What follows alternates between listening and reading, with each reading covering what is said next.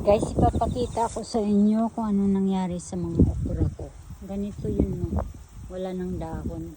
Kasi kinakain ng mga uod yung dahon. Gumagawa sila ng pugad, yung nest ng ano. Doon sila nangingitlog, guys.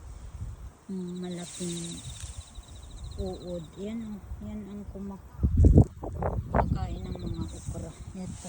Kaya kinakat ko sila.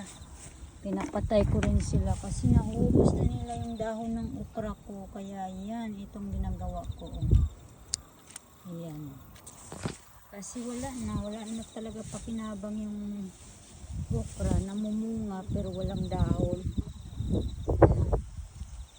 Ayan. Grabe.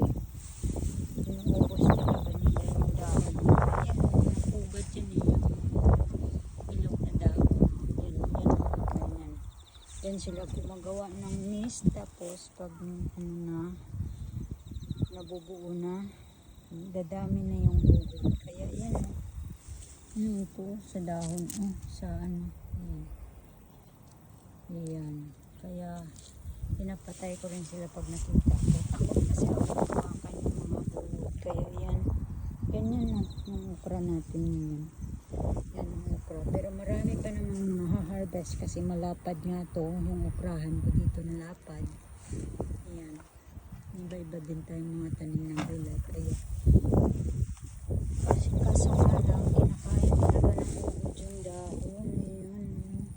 Ito yung kumakain. Saan kaya galing itong uod? Nagtataka kasi ako kung saan galing ito eh.